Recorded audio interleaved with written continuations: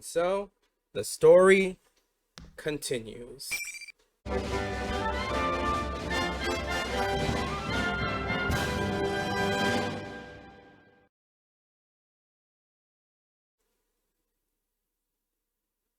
lying. This isn't real. Now we're back with I'm not a Labrys. machine. Let me do this. You're not me. She denied the truth of the Shadow's creation. With this, the Shadow's face twists with an evil rapture. Okay, I'm trying to hide this. Oh no, wrong thing. Alright.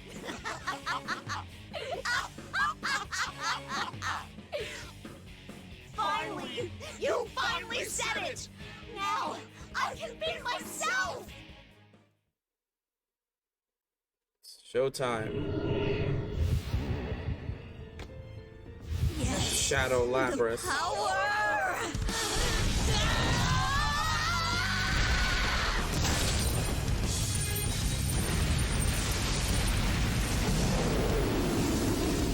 So much Persona content's actually coming out in the very near future, so I'm trying to get like a move on with all this stuff. So we're finally back with Persona 4. I'd hope I could save her before it got to this point, but that might have been impossible anyway. It's difficult enough to confront the truth, and in her case, it was accompanied by revealing the true form she'd been so desperate to hide. She's a machine, and she was forced to perform painful acts that most likely no one could ever comprehend. The truth she was avoiding wasn't just part of personality, but her actual body itself. Okay, awesome. I can't imagine the shock she's experiencing. I mean, the text is awesome. I'm just glad I finally managed to hide the thing. But now that the reality she built for herself has crumbled, I want to help her. She may be a machine, but she has a heart. Labrys has denied her past in which she was forced to fight and kill her friends, and her pain comes out in a long, echoing scream. What has to be done to a heart to cause such terrible screams? There's only one thing that we can do. Fight. We will save Labrys. We will accept who you truly are. Oh yeah, and there's a special ending for Narukami where you gotta go with all the first choices. I think I hopefully remembered that I ran back and did all the first choices. So yeah, we will save Labrys.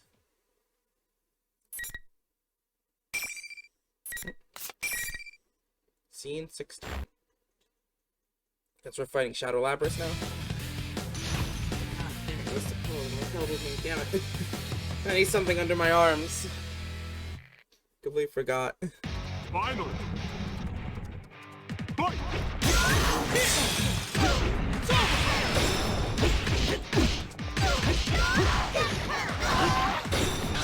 Let's end this. There we go. 1,000 die while 1,000,000 are born. Thousands die while 1,000,000 are born. It's over.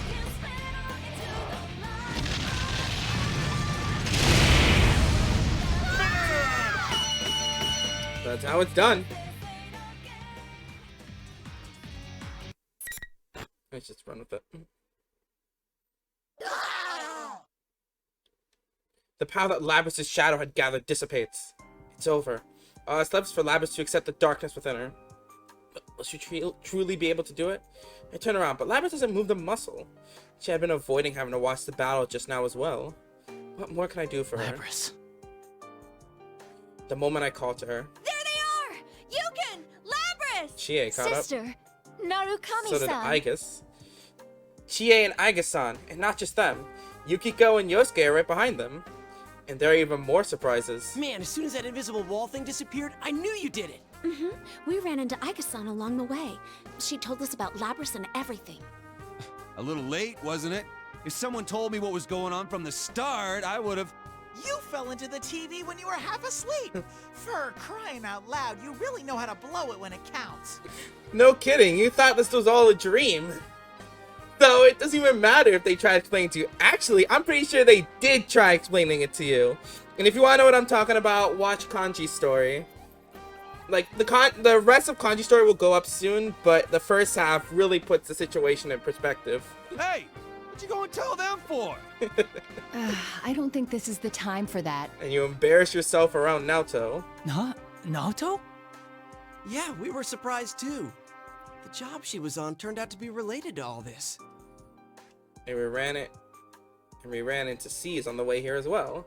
Kanji, who had been missing before we went inside the TV, and the real Teddy are here. There's even Naoto, who wasn't supposed to have been able to come to Inaba. Looks like the whole investigation team's been brought back together, and I didn't know it. Everyone says that Rise had told them pretty much what had been going on. Smiles are encouraging. I turn to speak to Labrys, who has been silent all this time. These are my friends. We've all faced our weaknesses at one time or another. Labrys finally responds. Your weaknesses. You've all faced your shadows? That's how we got our personas. Everyone gathers around Labrys. Labrys tries to shrink away nervously, but Rise is behind her and won't let her retreat. It's like, no you don't. Gloom. If you don't hurry and accept her, she'll get all lonely. And then try to kill us again. I'm a weapon who didn't want to fight. And I dragged you all into this. You're still hung up on that? It's over already, dummy. Your jumping skills were amazing, but you're surprisingly sensitive, aren't you? What does that have to do with her jumping skills?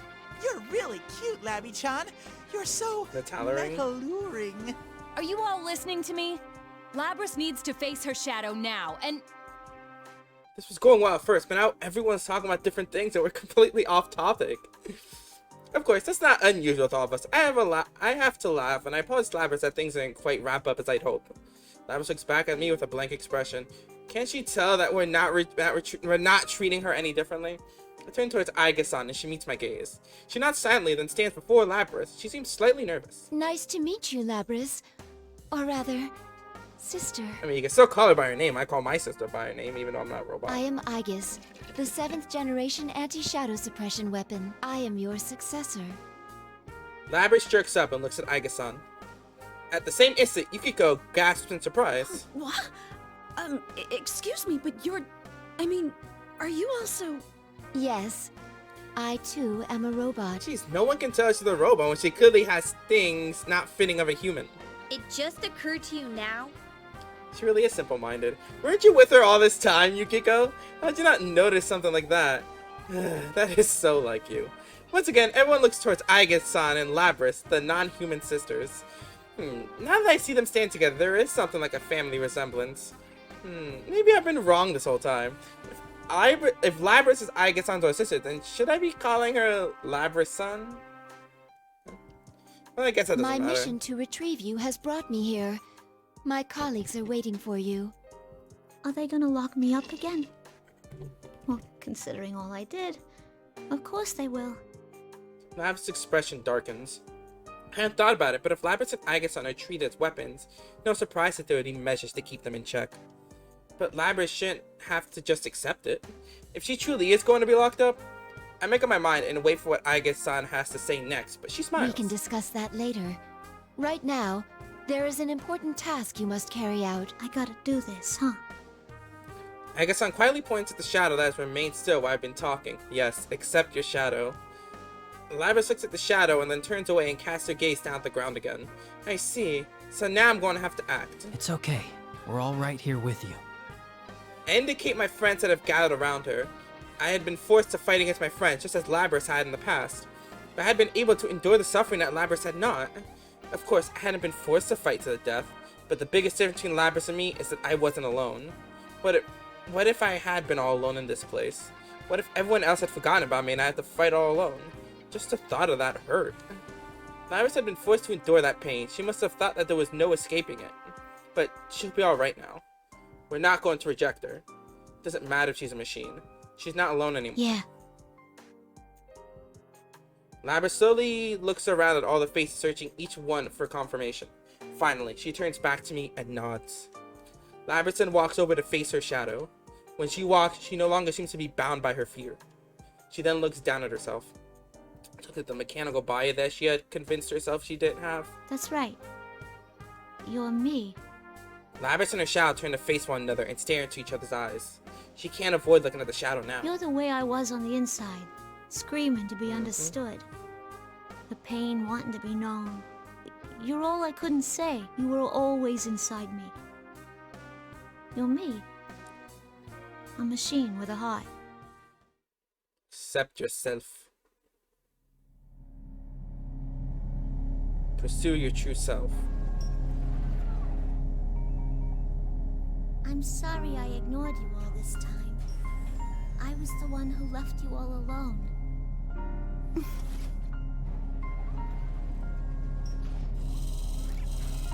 Yes.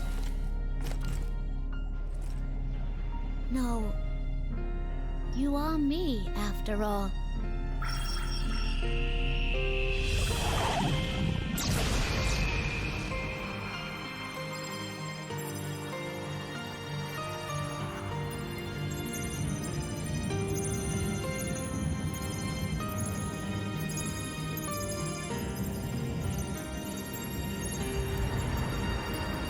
Ariadne. Her persona, Ariadne.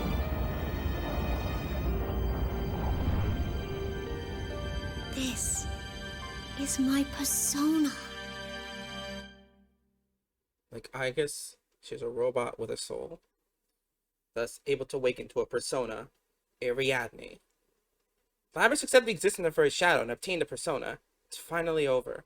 We take Labrys with us and follow Teddy and Rise to the school's rooftop where they say it's connected to TV and Juness. The invisible walls are all gone. Perhaps there were walls like that wherever she came from, and she drew on that in making this place. Oof, I guess that makes sense. Because remember in her story that she was always caged up in this arena-like test room where she was forced to fight her friends. So I guess what this point is trying to make is that she felt like she had no escape, and she was forced to do what she didn't want to do in order to survive. And that came to what exactly perspired in the TV world, where everyone who ended up there had no escape themselves and were forced to fight. That's my take on it. What do you guys think? I'd recommend though you watch Labrys' part before coming to a conclusion with me. But I have a feeling she's truly been freed from those walls now. As in confirmation, Labrys is slowly warming up to us, smiling more and responding to us when we start talking to her. We're near the entrance. When we reach the rooftop, we're surprised to see the TV world has regained the studio-like appearance that we were accustomed to. However, there are two unfamiliar faces waiting for us. Mitsuru-san, Akihiko-san. There we go, the rest of the Shadow Unit. These people have overwhelmingly intense prejudice, but thankfully they don't seem to be enemies. Though when we saw them, we tense up, but after Aiga-san calls out in recognition, we learn that they are her friends. I'm Mitsuru Kirijo, Labrys' handler. It buys you like something out of a movie with a fur on top. It's a look that doesn't really work. Her name immediately reminds me of something. Oh my god, stop making fun of her clothes. She's already had to go through a lot. Just let her wear what she wants. Jeez. Kirijo group, and if she has the same name, she must be quite an influential person in it, despite the clothes. The research organization that developed Labrys and Aiga-san must belong to her. I'm Akihiko Sanada. Sorry for all this trouble. The man with the red cape appears to be quite comfortable with Mitsuru-san and Aiga-san. He must have been helping them fight Shadow for some time. Is there some reason why people on Shadow extermination squads have to dress like crazy people? So, Jeez. what's going to happen to Labrys now? Before we fully introduce each other, Yosuke asked Mitsuru-san what I've been wondering myself. I know all of us must have been worried about this, but I was waiting for a good moment to bring that up. Even Yosuke seems to have realized how out of line his question is, and he shrinks back sheepishly as if regretting having asked the question. I know why Yosuke's worried, but why does he keep stepping on landmines like this? He just dives headfirst into everything. Well, if he's already stepping on it, we might as well wait for the smoke to clear until he has any answer. Or if his body's just in pieces. Well, you deserve to know. We were thinking of sealing her away again. They were thinking? Something changed their minds? Mitsuru-san turns to Labrys. There's a smile on her face, but is she smiling for the reason we hope she is? But our report from Aegis says that thanks to you, Labrys has acquired a persona. She's hardly a rogue test unit anymore. Besides, she has a heart. We would never treat anyone with a heart so poorly. Yeah, we did it! Thank goodness! I'm so happy for you, Labrys! My friends roar in excitement. Labrys looks around at all us, bewildered, before saying anything. Even though we've only known her for a very short time, we've already come to accept her as her friend. Mitsuru-san's words come as a great relief, as if I'd been worried about she might lock... Wait, what? Mitsuru-san's words come as a great relief, as if I'd been worried that she might lock me up too. Good job, guys. Let me say thanks. I don't think you did anything wrong, Narukami. He speaks without any hint of concern, but I see a touch of gratitude in Akiko-san's eyes. He certainly looks, how can I put it, bold, but he must be an honest and upright person. Guess I could call him stoic. This distinct brusqueness to him. There's no way that people so considerate or neglect the goodness of Labrys' heart. Seems that Labrys can't believe everything she's hearing. She turns from Akiko-san back to Mitsuya-san. You're not gonna lock me up again? No fooling? We only seal away objects. If I did that to you, knowing you have a heart, I'd be no different from the Kirijo Corporation of old, Labrys. You've been blessed with good friends. Labrys looks stunned for a moment, then squinches up her face as if she's about to cry, and her face lights up with a brilliant smile. Who would think that anyone capable of making these expressions was just a machine? I found myself almost moved to tears as well, just about to leap forward to congratulate Labrys once again when... Labrys' head droops suddenly, like a puppet whose strings have been severed. I'm about to rush over to see what the matter is when I see Akiko-san take a fighting stand, relax into no ordinary matter. Suddenly a bizarre voice emanates from Labrys. It's not over yet. Yikes. That isn't Labrys' voice. This abnormality seems to have made Mitsuya-san come to a realization. What? It's the same communication system as ours. Everyone, step away from Labrys! Mitsuya-san and Akiko-san rapidly shout instructions to us. We all spread out and watch Labrys from a distance. I cannot gain access. She is being hacked. It isn't coming from inside this facility. The signal originates elsewhere. You mean outside the TV? Outside the TV? That's right. Chris and myself have forgotten what was supposed to have been the cause of all this. All this was going on because Labrys had somehow been placed into the TV. So there has to be someone outside who threw her in here. The same person who stole Labrys from the Kirijo group then threw her into a TV is now taking direct control over here. This is just a little extra resistance. Now, entertain me. The fuck are you? Non-time voice fills with malice. With a dazed look in her eyes, Labrys looks up and dashes forward. She's fast! Barely dots her axe in time. Surprised, look up at Labrys once more. Eyes are blank, as if she wasn't looking at anything. Eyes were once filled with the strength of responsibility and awareness of duty. Her face had once been filled with sorrow over her painful past, and she had smiled when she had found real friendship for the first time in her life. Whoever's controlling her had stolen all these things from Labrys. Then, we'll save her no matter what it takes. Nope, I won't let her be hurt like this anymore. She's suffered enough. I won't let you hurt her.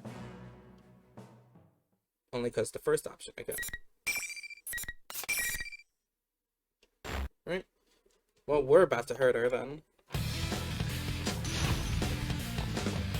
So, Shadow Labrys, not to be confused with Shadow Labrys. The shadow form of Labrys. Final. Okay, it's the final battle.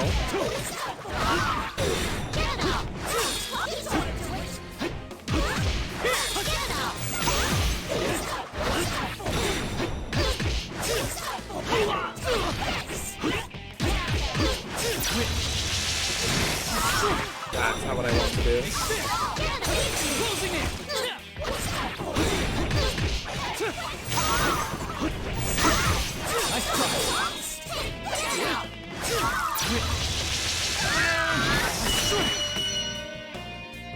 That's it.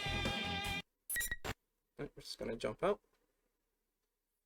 My, she was quite easily defeated.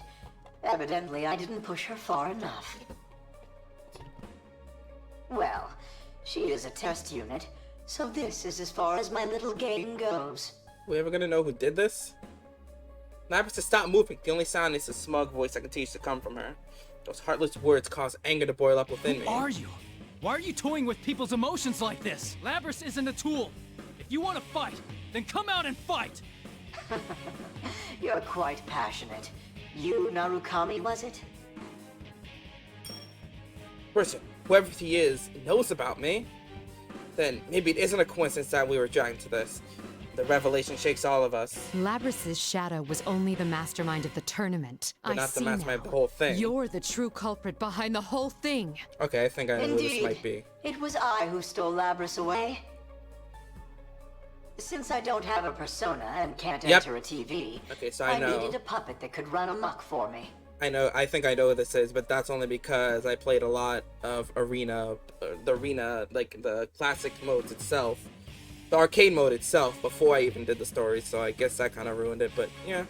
Labrys' persona was only partially awakened, so I had a feeling her shadow would appear if she underwent a little suffering. You got the better of me this time. You deserve to know at least that much. Enough is enough. Never been so irritated knowing that I can't do anything to whoever's controlling Labrys. This time. So your scheme hasn't ended. Well then, everyone, until we meet again. And Nixon cuts off abruptly without answering me. Labrys immediately slumps to her knees. Before I can even begin to move, Aigasan's already at Labrys' side to support her. Aigasan looks at me and nods to confirm that Labrys is alright. Thank goodness. Labrys is okay. I feel a bit of my strength drained from me. Still, the sword in my hand feels awfully heavy. Tucson speaks up from behind me, even as I consider this. It seems whoever our adversary is, they're connected to us. In I some advise way. you not to get involved in this matter any further. From here on, you should leave this to us. What? Wait a second. We went through this whole big thing and that's it? She's right. No way in hell we're backing out of this now. I That's understand right. how you feel, but this is too dangerous for you. We will do our best to ensure that no harm comes to you. Trust in us and let us work. My friends bristle at Mitsuru-san's proposal. After all, we've come this far and we already knew about the dangers. So much I want to say, but I can't understand why they'd want us to stay away. Guys, I think we can trust Mitsuru-san. We should let them handle this. My friends respond with looks of shock. Of course they don't agree, but now's not the time to complicate matters. One of them should understand why I'm backing down so easily. So it says always choose the first option, so I can either signal Kanji, but I guess the one that want me to signal is Yosuke. He stared directly into Yosuke's eyes for a moment, hoping that he understands my intentions here. Come on, Yosuke, back me up. Yeah. We're all tired, so let's just get the heck out of here. Smooth, Yosuke. Oh well. Sneak a glance towards Mitsuru-san and the others to see if they picked up on this, but none of them appear to have noticed. Maybe they're just pretending not to notice. Well, in any case, it means we've been let go for now. I sigh with relief before urging everyone into the exit TV. When I return to the real world, exhaustion from the events of the day catch up to me. I'm more tired than I expected. Then again, I've been fighting all this time. It can't be helped. Everyone else seems tired too, so we decided to go our separate ways for the day. Still, everyone is safe, Labrys included. Still be a while before his case completely closed, but I think we can assume that the disturbance has been settled for now.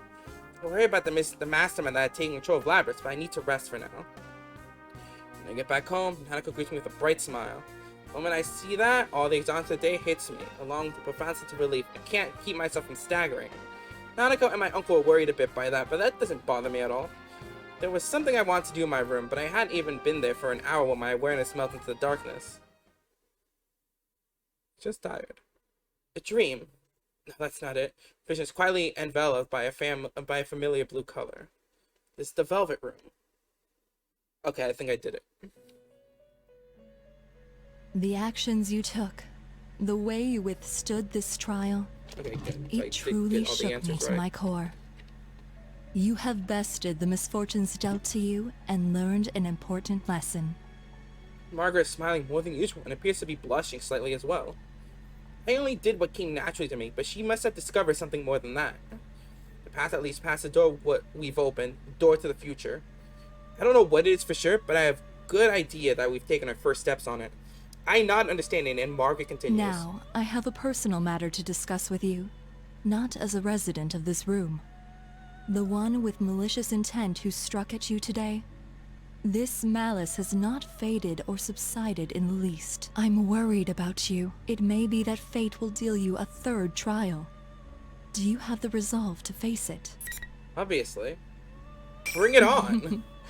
You are strong. I wish I had an exclamation point and not a period. I will never cease to find you intriguing. It seems my fears were groundless. I'm already anticipating our next meeting. Until then, farewell. Fare thee well. Will we meet again? That will depend on you. I look forward to it. I just felt like I want to see if there's anything else she would say. It seems my fears were groundless. I'm already anticipating our next meeting. Until then, farewell. Margaret smiles once more and my vision begins to fade. The dream is ending. I fall into a deep sleep. That's all she wrote. I wake up to my phone ringing. According to the call, we're supposed to meet up at the outskirts of the shopping district at the crossroads in front of a gas station. When I arrived, the other members of the investigation team had already shown up. Surprisingly, the one who called us was Labrys. She wanted us to come so that she could say her farewells to us. Guess we managed to actually rescue her. Is that it? Yeah, I'm pretty sure that's it. Oh man, it's so long. What the heck kind of car is that? How does it even turn corners? The limousine. The long limousine drives up to us with surprising speed, so long that I can't believe that I was able to handle the country roads of Inaba. I don't think I'll ever see another automobile like this in my life. Limo slows to stop and smoothly parks beside us. Matsuru-san climbs out of the back seat and nods to us. Labrys and Akiko-san are in the back seat as well. You're looking good, Labrys. Sorry I made you come here all of a sudden, but there was something I really wanted to tell you guys. When I look at her, Labrys smiles and looks embarrassed. Takes a moment to look around all of us, then continues. I decided to work with Mitsuru-san. That's good. I want to catch the darn culprit. Not only that, but, you know how you guys had my back during this whole mess? Yeah. This time, I want to get yours. You go and do that. I can't help but smile at the conviction and trust in her words. Labrys faced her weakness and accepted it. She's about to begin walking towards the goal she found on her own. That's why I don't see any reason to stop her. It'd be sad to see her go, but this decision is one Labrys made for herself. This definitely ain't the last you've seen of me. When I come back, we'll hang out some, okay? Of course. I'll be waiting, and so will everyone else. Come back soon. To lose such a rare beauty again. It's so tragic. That's what you're sad about? Everyone has their own response to Labrys' news, but one thing's for sure, we'll be waiting for her. There's no lie behind that sentiment. After all, she is our friend. Mitsuru-san tells Labrys that it's time, and they get back onto the limo. Labrys looks me right in the eye. She seems as if she might cry at any second, but is resolved not to. She smiles. You guys are the best. I'm glad it was you who were there when I woke up. Well, see ya! Sorry things were so complicated and confusing at the start. Man and machine. What if there's truly a difference between them anymore? The thought comes to me as we wave our final goodbyes to Labrys. The limo demonstrates impressive agility as it speeds off down the narrow rural roads. Aw, she's really gone. Seriously, wish she could have stayed a little longer. I would have liked that myself, but they have their own tasks that must be done. Yosuke and I share a glance after Nath says that. Their own tasks, huh? It's not just theirs. We smile at each other. Ever since I answered Mitsuru-san's proposal inside the TV, I've had my mind made up. Yosuke already knows how I think. Then again, the conversation wasn't very long ago. It had only been this morning. Convictions are true. I don't know how she found my number, but after Labrys' phone call earlier, I decided to cook breakfast for Nanako and my uncle. Nanako hears me making noise in the kitchen and stands next to me, excited. I'll help too. Uh-huh. I panic for a moment when Nanako reaches for the other cutting board and a knife, considers stopping her, then decide not to. If you're gonna use the knife, be careful, okay? Make sure you don't cut yourself. Look at that. Uh-huh. I'm always careful when I cook with you. Nanako picks up a cucumber from the counter and begins slicing it diagonally. Its skills are still clumsy and unsteady, but all I do is caution her about how to hold the knife, and then I watch her work without intervening. She doesn't have to become a master all at once. All it takes is constant progress. Little by little, the same can be said for me or anybody. Even though things may hurt us, as we may want to give up, we just have to keep trying as many times as it takes until we see our goals through. Instead of nothing changing, I wish to see everything change, along with myself. Oops, sorry, Nanako. Could you put the knife down for a second? Okay. I ensured that Nanako has put down the knife before I answer my phone. I didn't have to look at the screen to know who was calling. Hello? Is this Yosuke? Like you don't know. Listen, about yesterday. I thought this was coming. Yosuke rushes on as if irritated that we have to have this conversation over the phone, but I managed to calm him down. It's funny that he's getting so excited over this, but I'm glad he managed to wait the whole night before calling Yosuke, me. do you remember the Moonlight Bridge? The one from our class trip? Yeah, sure. I used to be a city boy too, remember? Hey, were you checking out the Moonlight Kitty Joe Bridge. group online? I think in Persona 3 that's where they battle the last shadow, so yeah. Perceptive's always. Now that's my partner. When I went back to my room last night, I spent as much time as I could searching for information about the creature group online before I fell asleep. Of course, there wasn't anything about an organization involving Labrys or Aiga-san, but little I did find was better than nothing. Yosuke asked me if I plan to go back on my word to Yusan and the others. I did say that we ought to trust them to solve this mystery, but I never said we should let them do it alone. After all, the person behind everything may be after us. On top of that, they were using others in horrific ways. We can't back down from this, right? Sorry about that. Now you're talking, partner. Yosuke and I continue to talk. We know that we're getting closer and closer to a battle with an enemy we haven't even seen yet. There's only one thought on my mind. No matter what kinds of hardships await us on our path, we'll continue to fight on. As long as we have friends that will walk the path alongside us, and like will watch me talk on my cell phone and smile. You seem excited, big bro. Smile The back investigation team is back in action. I didn't even get to read that.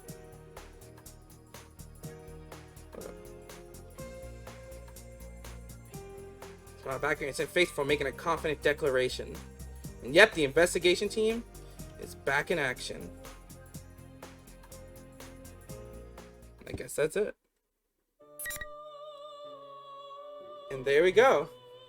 One story complete, the others to go.